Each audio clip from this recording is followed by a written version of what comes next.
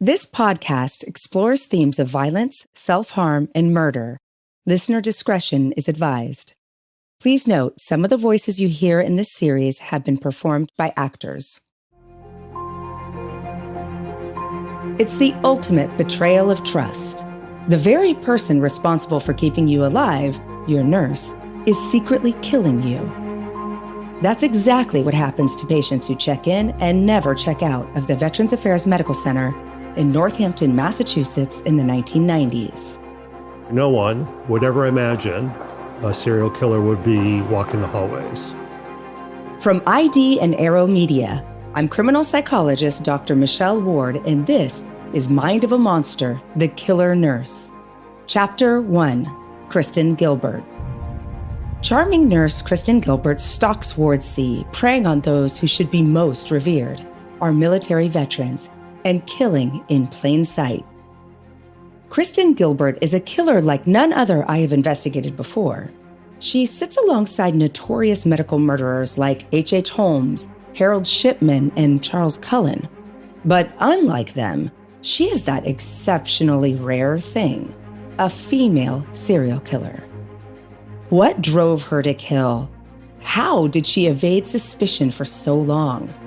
Over the course of 6 chapters, I'm going to speak with detectives, prosecutors, psychologists, doctors, and nurses to delve into the twisted mind of Kristen Gilbert and investigate just how she was able to kill right under the noses of her colleagues for so long, murdering 4 patients, attempting to murder 2 more, and suspect killing dozens of others. She was like, they're not going to catch me. I can just do this. She's a healthcare serial killer, so we're entering a whole new world where the difference between life-saving medicine and deadly poison is just in the dosage. We think that Kristen Gilbert is the most prolific mass murderer on the East Coast.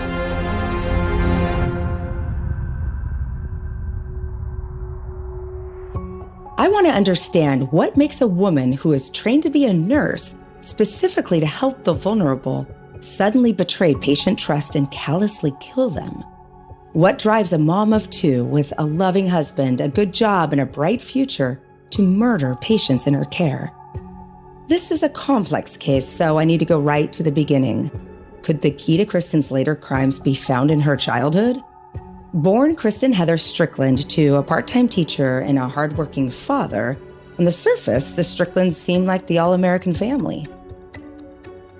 Dr. Catherine Ramsland is a forensic psychologist and the author of numerous books, including The Minds of Healthcare Serial Killers.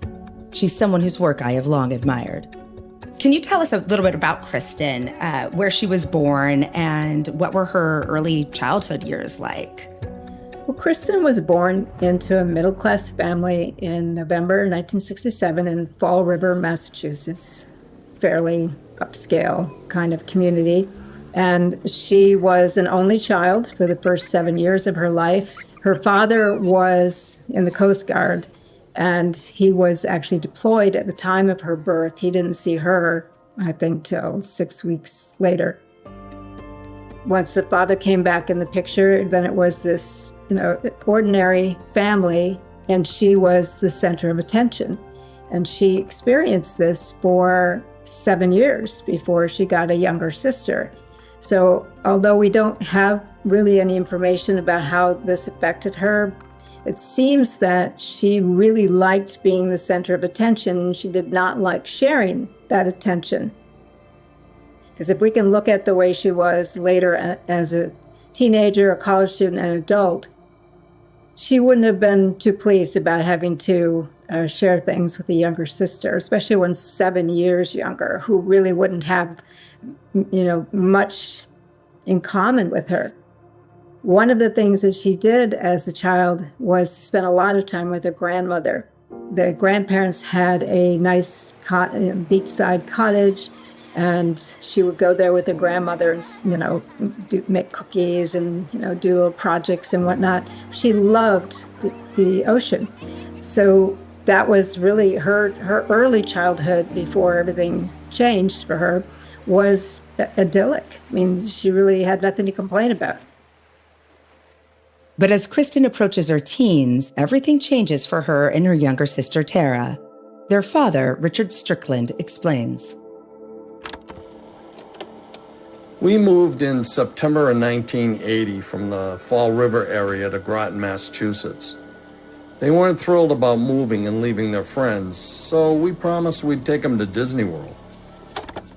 So when Kristen and Tara were pretty young still, they had to move to a new neighborhood. Do you think that had any effect on Kristen that's notable? Yeah, when she was 12 years old, her father took a position in another area of Massachusetts. It was north of Boston. And that meant the family had to move away from Fall River and away from the nice cottage. She's going to lose access to the grandparents that she was very close to. So uprooting her at the age of 12, really affected her. I think she resented it. She felt like they were just doing something without really any regard to how this was going to, impact her life. And it wasn't long after that, I think she's around 15, where she began to rebel against her parents. We know in Kristen's adult life she would target veterans, so it's striking to discover that her family would have such deep connections to the U.S. military. Kristen's father, Richard Strickland, explains. It was just kind of a family tradition. My father, my two grandfathers, all four of my uncles served. All of them volunteered. They served in the First World War, Second World War, the Korean War. It was the thing to do. We have a family history, a long government service. In my wife's family, virtually everyone dating back to the Civil War has served in the military. Virtually all of my family has. I, in fact, had to get a waiver so I could serve.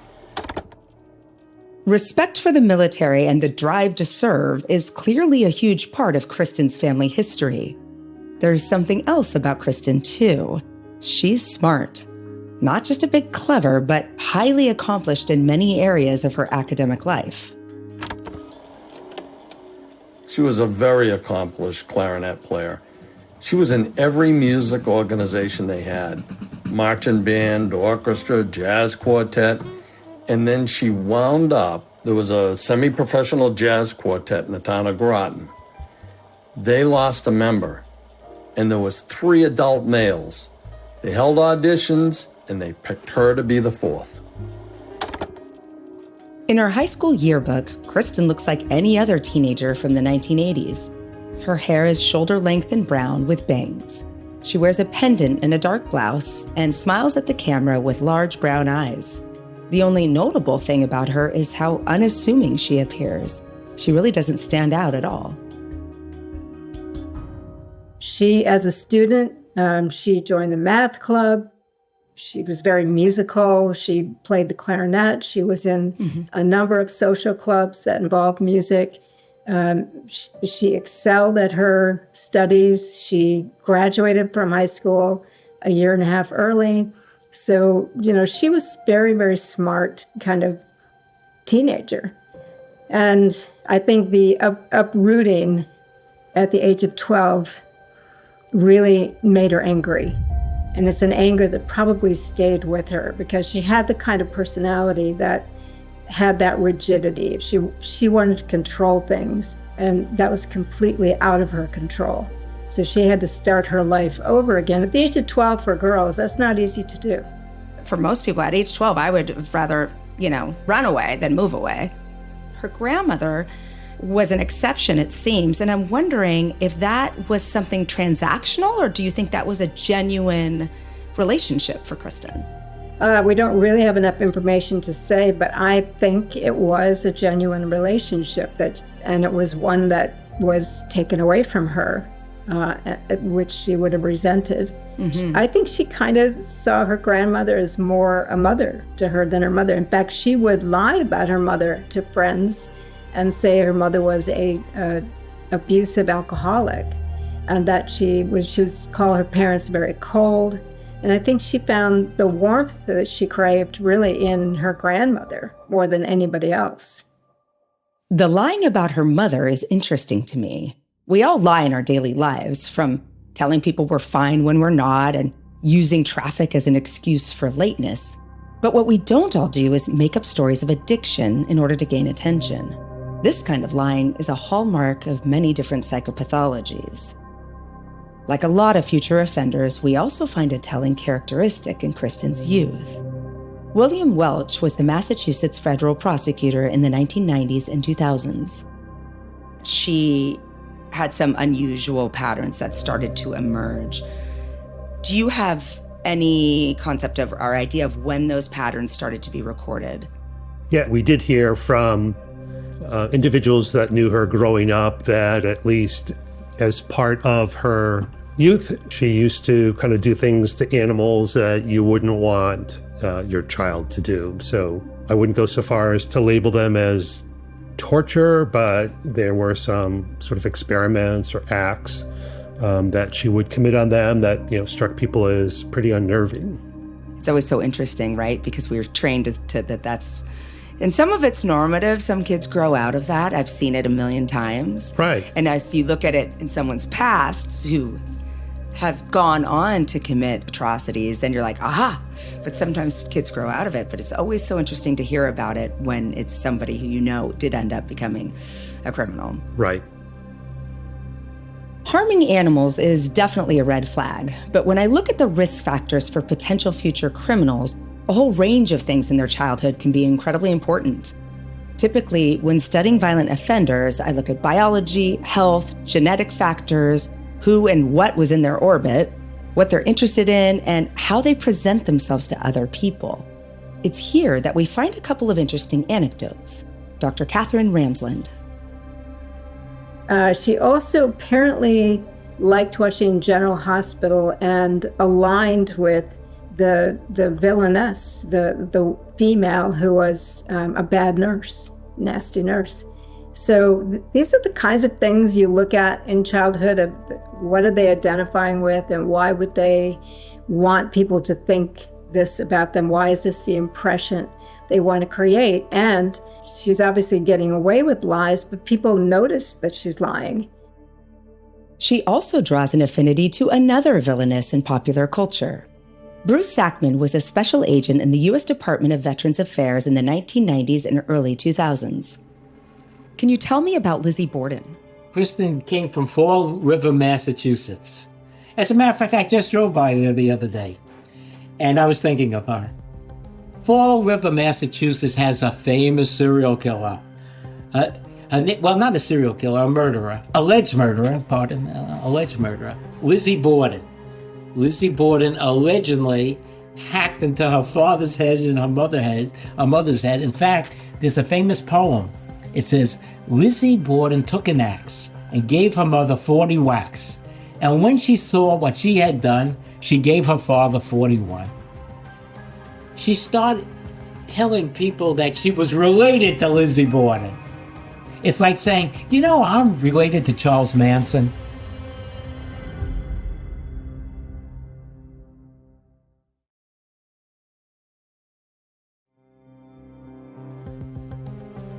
It's the 1980s. Most kids are idolizing Michael Jackson in the Brat Pack. To draw an affinity to Lizzie Borden and lie about a family link is really quite striking. Added to the lies that her mother was an abusive alcoholic, I'm beginning to wonder, what purpose do her lies serve? Does she lie to shock? Does she believe her mistruths? Or are they just a way to make herself seem more interesting to others? She certainly displays extreme attention-seeking behavior in other areas of her life. When one high school boyfriend tries to break up with her, Kristen threatens suicide. Writing a note to him, she claims that she will kill herself by eating glass. I want to get Dr. Catherine Ramsland's take on this.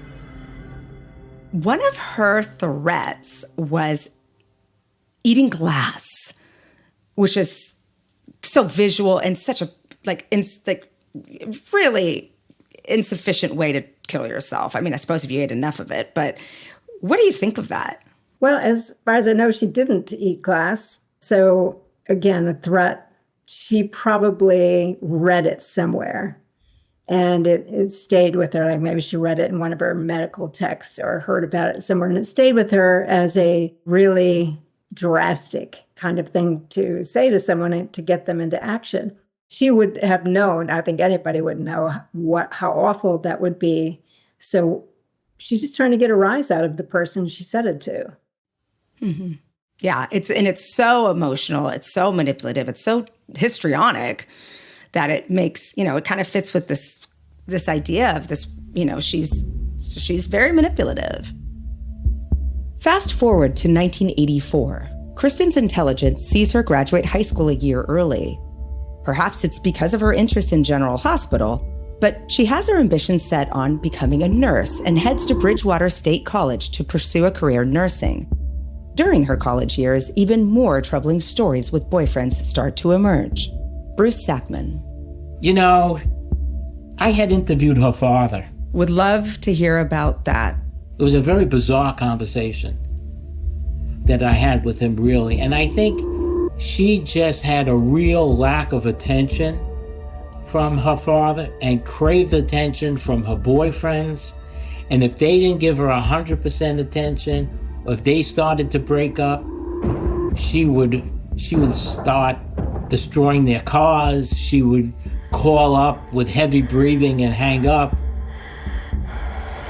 She claimed that she was going to commit suicide. She was really, really striving for attention. The understanding of human neuroscience and psychology has come a long way since Sigmund Freud pioneered the field in the early 20th century, with claims that, and I quote, "I cannot think of any need in childhood as strong as the need for a father's protection." We now have a far more nuanced understanding of childhood development. However, Kristen's relationship with her father and subsequent relationships with boyfriends cannot be brushed aside. Dr. Catherine Ramsland. As she gets into college, she begins to manipulate her boyfriends by threatening suicide and, other kinds of aversive behaviors. She's very punitive by the time she's getting into college, and she's really trying to present a sense of her being in control and that other people don't have the right to do anything to her. And I do think that is probably her feeling of being uprooted. First when she was 7 and then when she was 12, of her world suddenly losing control. And this is her way of getting it back. But when she's in a relationship and the guy wants to break up, well, she's got to do something, and she resorts to manipulative types of practices. Including threats of suicide, which to me smacked of a bit of borderline personality disorder. Yes. William Welch has more detail. Do you know anything about her relationship specifically with her boyfriends? There's one relationship that comes to mind. We did hear that in her initial fall semester while a freshman at Bridgewater State, she had a boyfriend. And the information from, various witnesses was that, the relationship became fairly intense from her perspective, meaning, her activity towards him, which led him to end the relationship. And for her, this was, I wouldn't call it devastating. I think I would call it as something that really engendered some anger in her. And she began to stalk him and engage in other forms of harassment, which, as we understand it, culminated in her loosening the lug nuts on one of the tires of his car. Wow, that's like an attempt of murder, right? Right. Your intention is for somebody to be injured. She's got a lot of psychopathology that overlaps. You can't put her in any one kind of profile box very easily. She seems like a narcissist. She seems, of course, a little psychopathic because she has no remorse and guilt. But she also looks a bit like borderline personality disorder, which is characterized by dramatic reactions to a perceived abandonment and tumultuous interpersonal relationships with coworkers, friends, lovers. And the hallmark, the flagship symptom of this disorder is suicide attempts or threats, self-harm. They don't truly intend to end their lives, but they want the attention associated with the attempt. That relationship you were talking about with that boy in college, he reported her behavior, which is fantastic, and that the fact that the university then did take action is great. Did he report anything other than the removing of the lug nuts? Did he report anything else, like vandalism or abuse or anything of that nature?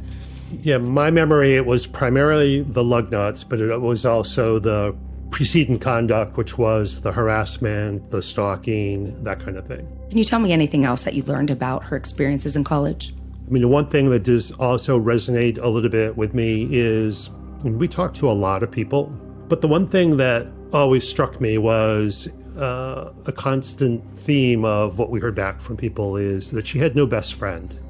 Like, she did not have a person that she was close to, that she would confide in. No one could really call themselves her best friend. And that was something that I think that struck me as well. That's fascinating, especially for a young college-age female. I mean, I would argue at that age, that's the only relationship that really matters to girls is their boyfriend and their best friend. Huh. Yeah, and that's not inconsistent, right, with some of the behaviors that we are looking at, that we're seeing in her. And she's kind of revealing herself to be, not the type of person who can handle interpersonal relationships. So that makes some sense. Wow. Despite her relatively normal upbringing, it's hard to ignore the disturbing traits Kristen is exhibiting. We're seeing evidence of violent behavior and language and the persistent manipulation of others. Thank you for putting that away. Excuse the noise. It's dinner time. And I wanted to just make a quick note about something I've been thinking about in terms of the profile for Kristen Gilbert. One thing that I've been very frustrated about is that we can't seem to locate anybody from her childhood, high school years even, who considered themselves a close friend of hers. And what I've come to realize is that that paucity of information is actually information in and of itself. So the fact that she didn't have anybody super close to her is consistent with several personality disorders. And my urge to put her into a box and put a bow on it and make this perfect profile, that's just not going to happen, because a lot of these features run across different psychopathologies, and that's totally normal. We can't carve nature at its joints and expect everybody falls perfectly under one category. This is what a psychopath looks like. This is what a schizophrenic looks like. No, people become who they are for various reasons. And yes, we can categorize them based on features, but it isn't that unusual to have comorbidity, which means having two different kind of diagnoses or personality disorders, or even, other more serious medical conditions happening at once. And that is something I have come to realize with Kristen, is that she is a bit of an enigma. She looks like a lot of different problems. And that is part of the complication when you're dealing with a female serial killer. They're not as simple, they're nuanced. Female killers in general tend to be more nuanced, but this one is particularly interesting and unique. And I have to realize that just not knowing everything is knowing a lot more than I thought. In college, Kristen is a small fish in a big pond. The academic excellence of her school years is not replicated. She passes her first year, but is no longer a star pupil. What's more, in 1987, her previous suicide attempt draws the attention of her college. Her college is made aware of the threat, and she is urged to undergo mental health treatment, but instead opts for a fresh start. She transfers first to Mount Wachusett Community College and then soon on to Greenfield Community College. To me, this shows a fiercely independent side to Kristen's character. She is defying professional guidance in order to strike her own path. Perhaps she feels she knows best, or that treatment is unnecessary. I'm keen to know what Dr. Catherine Ramsland thinks. Was it significant to you that Kristen refused the therapy that she was recommended after that teenage suicide attempt? Yeah, I don't know that she refused it so much as avoided it. I think there's two different things there. I think she just found a way to not do it and then put it out of her mind. That would be the most characteristic thing for me for a borderline to do. you're wrong. I don't need this. I'll put it behind me and I'll go on to another school. Reinvent myself once again. Yep. Yes.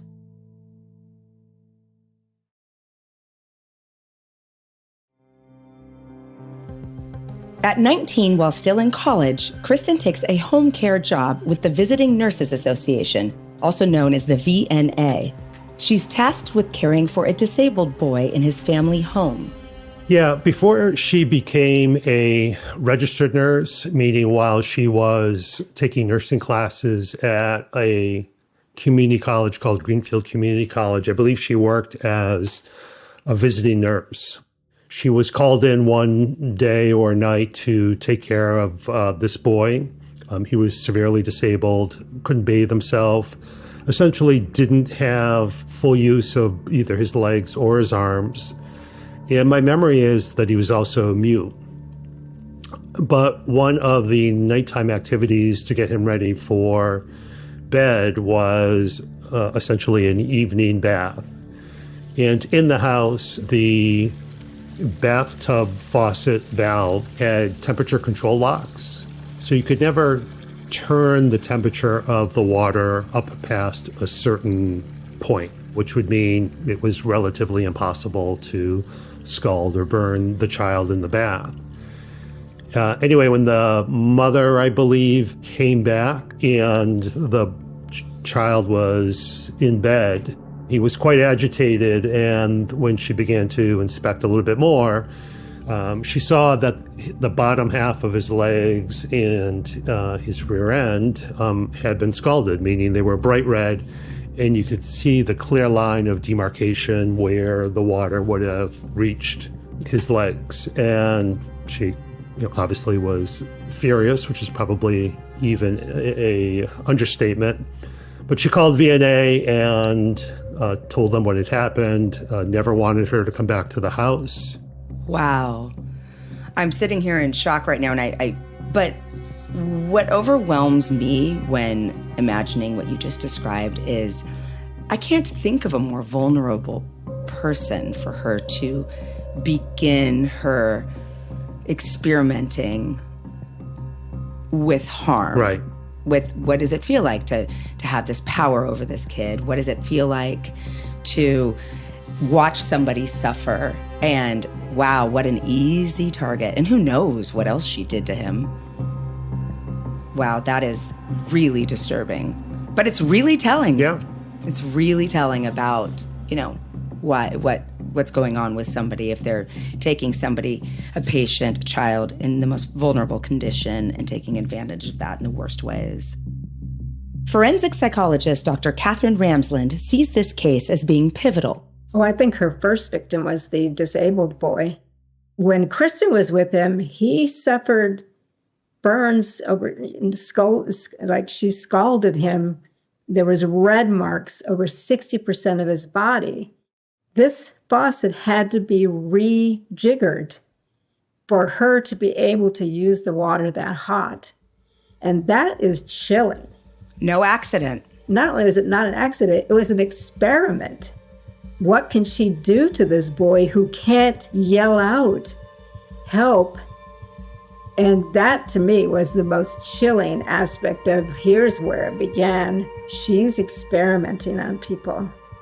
Wow, you're right. It's one thing. I mean, she can't even get away with that being an accident. She's testing it out. Yeah, it was when the family said that the faucet was fixed for a certain temperature and you actually physically had to change it for that kind of water to come out of it. And I thought, oh man, she was experimenting. This is the first case that we know of Kristen being linked to significant physical trauma of another, and her choice of victim is incredibly revealing. The boy is someone she can have total control over, someone who cannot cry out in pain, and someone who is unlikely to report mistreatment. The use of bathwater as well provides scope of deniability should any complaint arise. What I find really difficult to get my head around is the fact that a complaint is made detailing the deeply concerning treatment of a vulnerable boy in Kristen's care. And yet, she was able to continue her studies to qualify as a nurse. I must clarify that the school might not have known about the complaint. I speak to Beatrice Yorker, who is a nurse herself and also a professor of criminal justice at California State University. I worked as an expert for the Board of Registered Nursing for California, and the type of cases they would send me to review whether a nurse's license should be revoked were incidents like that. Home care of a disabled child where the nurse left them alone in the bathtub and the mother filed a report. So sometimes we just see that there are aggressive acts in nursing, and it's not to be tolerated. Yes, nursing can be high risk in the emergency room and in psychiatry. However, we have entire protocols that teach us how to maintain our own safety rather than hurt patients back. In Kristen's case, she was allowed to continue to work. From my experience, that's because of civil rights. And that's because of a fundamental right to rehabilitate yourself, to make a mistake, to prove that it was a one-time thing. So I do see pretty egregious acts where nurses are, with some remediation, allowed to continue to practice. I'm not sure in Kristen's case how that happened, other than I sort of see it as a failure of people to enforce their own codes of conduct rather than be threatened by Kristen's lawyer or Kristen for suing them. And sometimes being sued is just not worth the price of stopping bad practice. I mean, I knew that at a non-hospital setting level, something like this could happen, but to think people can overlook this stuff for the sake of a hospital, not the sake of the patients, is disturbing. If that had come across your desk, what would you have done? Well, I would have looked into the circumstances. When I worked in a large pediatric hospital on the child psych service, about 30% of the kids under 5 on the burn unit were there with intentional burns, kids who'd had a potty accident and the parents in anger just put them in a bathtub of scalding water to teach them a lesson. And so in those cases, it doesn't automatically remove the child from the home. It says this is a parent who may be depressed, who maybe doesn't have resources, who has poor impulse control. We take removing a child from parents very seriously, and we give parents every opportunity to rehabilitate. So we look at the circumstances. If this had been explainable as a genuine accident, we would have said, you need remediation before you can be back in touch with patients. You need to meet this, and this benchmarks. You need to show empathy. You need to make amends, whatever. And if she was able to do that, then she would be able to practice. But you can't just say this happened. We know accidents happen. So we have to have space for accidents. However, my understanding of this particular burn incident was that the circumstances showed she did it deliberately. And if you have circumstances that show it was a deliberate burn, then no. That is behavior that has caused mortal, lethal injury. And although the kid survived, it was by luck. So no, once that happens and it was deliberate, there's no way to look at it as an accident, then you stop practice. Okay, so if it had been proven that Kristen's actions with this child were deliberate, she would not have been allowed to return to nursing care. If she was operating with some kind of credential. See, what happens is a lot of nursing students don't have their license yet, but they'll say, I'm going to work for this agency doing home health care for disabled, children. And of course they're hired because they're a nursing student, but you have nothing to lose, no credential, you're not registered anywhere, and so she wouldn't have been stopped. Kristen continues her studies at Greenfield College, which is also closer to her new boyfriend who lives nearby. His name is Glenn Gilbert, and they meet on a sunny summer's day at Hampton Beach in 1986 while Glenn is on vacation. At 22, he's a couple of years older than 19-year-old Kristen and has a job at Liebman Optical Group, where a promotion to manager is on the horizon. Dr. Catherine Ramsland. Now, Glenn's not exciting. I mean, he's got a good job. He's, very kind. He's easygoing. Probably easy to pull the wool over his eyes. What's in it for her? What would attract her to Glenn? Well, if indeed she has borderline tendencies, stability is a very attractive trait, even though they get tired of it fast. It's initially very attractive because they don't have it. It's something missing in them, and they see another person being very grounded and thoughtful. He's also somebody she could control. And this is a woman who seems to want to keep complete control in her life, and there is a mate that she can do that with. But I would say that initially it's the stability that was attractive to her. Mm-hmm. That's a great point. And then subsequently the control that she can maintain and a certain lifestyle she can maintain without having to deal with his complaints. Glenn is certainly a calming force for Kristen. The relationship, long distance at first, goes from strength to strength. They become engaged, and in 1988, 21-year-old Kristen qualifies as a nurse. That same year, they marry, foregoing a fancy big wedding to simply elope. Kristen Strickland is now Kristen Gilbert. It is this name that would go down in criminal history. It is a whirlwind. It's love. But try as she might, Kristen cannot keep a lid on her volatile personality. William Welch. I don't quite recall what the precipitating event was, other than she got extremely, extremely angry, grabbed a butcher knife, and literally began to chase him around the house. How he diffused it, I don't really recall, but he, told us this event and clearly was shaken as he was sort of reliving it with us. But it was, beyond kind of a little bit of marital discord. I mean, it was truly more of an attempt on his life. By the time Kristen accepts her first nursing job, I've already seen evidence of malingering, habitual lying, manipulation, violence, and this need for attention. Kristen Gilbert is a ticking time bomb, and the worst is yet to come. She's committed her first violent offense against a vulnerable boy in a home care setting. Newly qualified as a nurse, the Veterans Affairs Medical Center in Northampton, Massachusetts, a place of sanctuary and care for war veterans, is about to become Kristen Gilbert's own personal killing field. Coming up on this season of Mind of a Monster, The Killer Nurse. Most people think that you go to a hospital after you're a victim of a crime, not to first become a victim of a crime. I just remember sitting and crying and kind of loudly crying. My thought was, well, one, this sounds pretty crazy. Like this can't really be going on.